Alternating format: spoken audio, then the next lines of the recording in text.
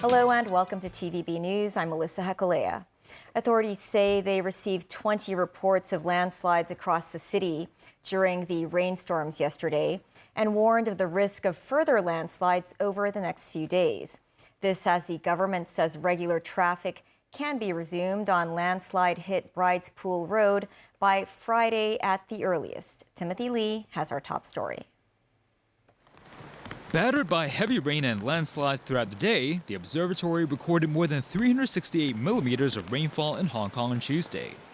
The figure marks the city's rainiest day in August since 1884. The Geotechnical Engineering Office says it received 20 reports of landslides throughout the day, concentrated around rainier areas on Hong Kong Island, Sai Kung, Tai Po, and Kwai Chung. This is Raymond Chung, head of the Geotechnical Engineering Office, emphasized the reported landslides were not serious in nature, adding that they primarily happen on remote roads or far from pedestrian areas. The office, which utilized AI to predict the risk of landslides, said it has already seen initial success with the use of the technology. But he urged residents to raise their awareness of potential landslides in the next few days, during which authorities are expecting more landslide reports. On Brides Pool Road, one of the areas more heavily hit by landslides during the recent rainstorms, parts of the road had to be cordoned off for further repairs. Speaking about the condition of the road, the Highways Department said the slope supporting the structure of the road has collapsed, adding another layer of difficulty to the repair work. The department expects one traffic lane will be open to vehicles as soon as Friday, and is striving to return the road to full operational capacity by next week. Meanwhile, authorities expect more than a dozen potholes that developed after the heavy rain to be fixed by Thursday. Timothy Lee, TVB News. A landslide triggered by heavy rain in Guangzhou's Baiyun district has resulted in several people missing. 7 people have been rescued so far, while another 7 remain unaccounted for. Large numbers of structures collapsed while others suffered serious damage after the landslide. Local authorities used wooden pillars to maintain the building's structural integrity and prevent them from slanting even further. The natural disaster struck at around 8:30 a.m. today when consecutive days of heavy rain triggered the landslide, initially trapping 14 people. More than 990 local residents had to be evacuated after the incident. Heavy rain and blocked roads have hampered rescue efforts in India's Himalayan state of Uttarakhand, a day after sudden flooding and landslides killed 4 people and left dozens missing. Local television channels showed floodwaters surging down a mountain and crashing into Darali, a Himalayan mountain village. The floodwaters inundated homes, swept away roads, and destroyed a local market. Authorities said rescuers, including the Indian Army and police, were searching for the missing.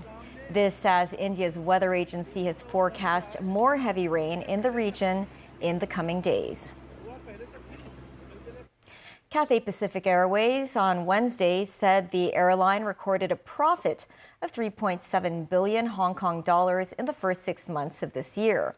The Hong Kong airline also announced the decision to buy an extra 14 Boeing aircraft. Mimo Singhai reports. In a press conference, Cathay Pacific Airways presented its interim results for the year. In the first half of the year, Cathay reported a profit of $3.7 billion, a similar level to the first 6 months of 2024. The total passenger volume of Cathay and its low-cost carrier HK Express combined increased by 30% in the first half of 2025, compared with the same period in 2024. The passenger revenue of HK Express recorded a loss before net finance charges and taxation of $524 million in the first half of the 2025. Cathay said the budget airline had faced short-term challenges.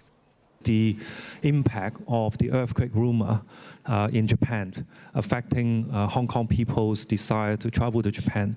But since July and now into August, we are seeing that the booking to Japan has seen pick up. although it's not back to full normal levels yet, but I think we are seeing an improvement trend. We believe we are out of the worst time. The local airline also mentioned its expansion plan, including the purchase of an extra 14 Boeing 777-9 aircraft, with the first one expected to arrive in 2027. When asked about the safety concerns of Boeing aircraft after a series of accidents, Cathay's management said a compelling offer from the airplane manufacturer wasn't the sole reason behind the order. We are very encouraged by the renewed focus that Boeing leadership has on engineering and production quality. We do operate a mixed fleet, and that gives us versatility, it gives us flexibility. Meanwhile, Cathay says the airline will continue with their hiring process. Numbers 9, TVB News. With countries bracing for a new wave of U.S. tariffs, U.S. President Donald Trump was optimistic about reaching a trade agreement with Beijing in the near term. That could pave the way for a meeting between Trump and his Chinese counterpart Xi Jinping later this year. Speaking to reporters at the White House, Trump said he had candidates in mind to fill the vacancy on the Federal Reserve's Board of Governors. Danny Zhou has the report. The Trump administration recently sharpened the threat of sanctions on Russia after it failed to agree to a ceasefire with Ukraine. Donald Trump sought to cut off Russia's lifelines by considering imposing secondary sanctions on countries that buy oil from Russia, a move that could hike taxes on Chinese and Indian goods exported to the U.S. Speaking to the press, Trump hinted that he has not yet committed to a specific tariff rate, adding it will be determined after Wednesday's meeting with Russia. As for his pick to fill a coming vacancy on the Fed's Board of Governors, Trump told reporters the decision will be made before the end of the week. We've narrowed it to a couple of candidates, and we've also we're looking at the Fed chair, and that's down to 4 people. He said he was choosing whether to nominate someone to permanently join the board and possibly succeed Jerome Powell once he leaves office in May 2026, or serve out the remaining term of Adriana Kugler. Trump ruled out Treasury Secretary Scott Bessent as a candidate for Fed chair in the CNBC interview, saying this is because Bessent wanted to stay in the top Treasury job. Regarding trade talks with China, Trump said the two sides are getting close to extending their trade truce and that he would meet with President Xi Jinping before the end of the year if an agreement is reached. The US president repeated his claim that the previous 145% total tariff on Chinese goods, which would stop most bilateral trade, was imposed because Beijing hasn't done enough to crack down on the illicit fentanyl trade. Trump also said his administration would initially place a small tariff on pharma imports into the US. But in a year to 1.5 years, the rate will reach 150% and then eventually 250%. Swiss medical technology firm Ypsomed is reportedly planning to move production to Germany and increase output in America, according to a Bloomberg report. Switzerland is facing a deadline on Thursday when the 39% US tariff on its products goes into effect. A scramble is underway as the Swiss president flew to Washington to meet US Secretary of State Marco Rubio for last-minute negotiations. Danny Zhou, TVB News. In the U.S., 2 15-year-olds from Maryland have been arrested in connection with the attempted carjacking and beating of a former member of the Department of Government Efficiency, also known as DOGE. The assault took place early Sunday in Washington's Logan Circle neighborhood. Police say around 10 teens attacked the victim while he was trying to stop the group from taking his vehicle. 2 of the assailants were arrested while attempting to flee the scene. The victim was identified as Edward Coritzine, nicknamed Big Balls, who played a key role in the DOGE initiative to slash federal bureaucracy. U.S. President Donald Trump described the crime in D.C. as out of control and renewed his call for a federal takeover of the capital city. Israeli Prime Minister Benjamin Netanyahu met senior security officials to finalize a new strategy for the nearly 2-year war in Gaza. The Israeli leader hinted at wider military action in the devastated territory, even as former Israeli army and intelligence chiefs called for an end to the conflict. U.S. President Donald Trump said an Israeli reoccupation of Gaza, as Netanyahu is considering, would be up to Israel. Tracy Furness has more. Would you support Israel reoccupying all of Gaza, as has been suggested by some Israeli officials? I really can't say. That's going to be pretty much up to Israel. The United Nations says an expansion of the war in Gaza by Israel would be deeply alarming and risk catastrophic consequences for millions of Palestinians. Mr. President, the latest reports regarding Prime Minister Netanyahu's possible decision to expand Israel's military operations through the entire Gaza Strip, if true, are deeply alarming. This would risk catastrophic consequences for millions of Palestinians and could further endanger the lives of the remaining hostages in Gaza. Israel's Foreign Minister Gideon Saar traveled to New York for an emergency meeting with the UN Security Council about the 50 hostages still held by Hamas. I'm here today because our hostages are still there, starved, tortured by Hamas and Islamic Jihad in the dungeons of Gaza. 50 of them are still there. He then held up a picture of Eviatar David, one of those hostages. Eviatar was forced to dig his own grave. Hamas and Islamic Jihad used the starvation and torture of hostages as evil tools. Meanwhile, thousands of Palestinians were seen carrying bags of flour on their backs as they returned from the Zikim crossing Tuesday. This displaced resident from northern Gaza said, "We see this sack of flour as white gold. I walked about 15 kilometers and walked under fire. I said goodbye to my children because I might return carried by people or wounded. And if they get wounded, they'd likely be taken to this hospital in Shifa, where frequent bombings have left it devastated. Doctors call the recovery rooms highly uncontrolled environments. There's no electricity and no ventilation. Nothing is sterilized. Doctors wash instruments with soap. There are no painkillers. Infections are rampant. The stench of waste and accumulated filth is overwhelming, and flies are everywhere. The situation is very difficult, this doctor says. Tracy Furness, TVB News. The wife of South Korea's ousted former president Yoon Suk-yeol has appeared for questioning in front of a special prosecutor. Investigators are expanding a probe into suspicions of stock manipulation, bribery, and interference in party nominations. The investigation into Kim Kyun-hee is one of 3 separate special prosecutor probes launched under Seoul's new liberal government, targeting the presidency of Yoon. Kim told prosecutors that she was truly sorry, referring to herself as a nobody. Kim has been the subject of numerous high-profile scandals, some dating back more than 15 years, which have overshadowed Yoon's turbulent presidency and inflicted political damage on him and his party. Yoon was removed from office in April and rearrested last month over his brief imposition of martial law last December. A 13-year-old Chinese girl will remain in custody in Australia in connection with the murder of a 14-year-old girl in New South Wales. A children's court heard the alleged attacker and the victim, also a Chinese national, were part of a study tour enrolled for short-term study. The magistrate said the 13-year-old's mental health conditions may have led her to being psychotic.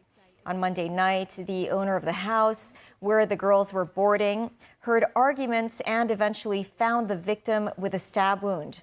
She was rushed to a nearby hospital but was pronounced dead. Local police found a kitchen knife in the room where the 2 girls were staying.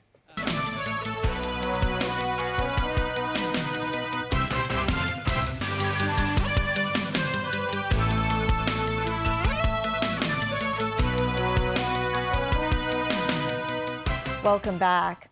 A ceremony to mark the 80th anniversary of the U.S. atomic bombing of Hiroshima during World War II was held today in the western Japanese city. Daniel Rao tells us more. Exactly 80 years since an atomic bomb was used in war for the first time, thousands bowed their heads in prayer in Hiroshima to mark the anniversary. Hiroshima, a major Japanese supply base during World War II, was leveled on August 6, 1945, when the United States dropped a uranium bomb nicknamed Little Boy, killing about 78,000 people instantly. It was followed by a plutonium bomb on Nagasaki 3 days later, and Japan's surrender on August 15th. Today, representatives from a record 120 countries and territories attended the annual commemoration ceremony at the Hiroshima Peace Memorial Park for the milestone year. After a moment of silence observed at 8:15 a.m., the exact time of the blast, Hiroshima Mayor Kazumi Matsui called on leaders to heed the lessons of Hiroshima and Nagasaki and warned of the consequences of the global trend towards a military build-up. He said among the world's political leaders, there is a growing belief that possessing nuclear weapons is unavoidable in order to protect their own countries. He added this situation not only nullifies the lessons the international community has learned from the tragic history of the past, but also seriously undermines the framework that has been built for peace building. Japanese Prime Minister Shigeru Ishiba reiterated his government's pledge to work towards a world without nuclear weapons. However, he again indicated his government's support for nuclear weapons possession for deterrence. In a written message, United Nations Secretary-General Antonio Guterres stressed the importance of carrying forward the survivors' testimony at Message of Peace. Some survivors said they were disappointed by US President Donald Trump's recent remark, justifying Washington's attack on Iran in June by comparing it to the bombings of Hiroshima and Nagasaki. Near Hiroshima's iconic atomic bomb dome under high security, more than 200 protesters gathered, holding posters and flags carrying messages such as "No nukes, stop war." Dan Arel, TVB News. Back locally, the annual Food Expo will return to Wan Chai's Convention and Exhibition Center on August 14th. 4 other fairs will also run concurrently. Memo Singai reports. The 5-day Food Expo will offer a series of global gourmet food and drink items coming from places such as Hong Kong, mainland and Thailand. While these mooncakes look the same as the other traditional ones, the flavors are innovative, including curry beef brisket. The exhibitor says they wish to create mooncakes that can surprise the taste buds of Hong Kong people.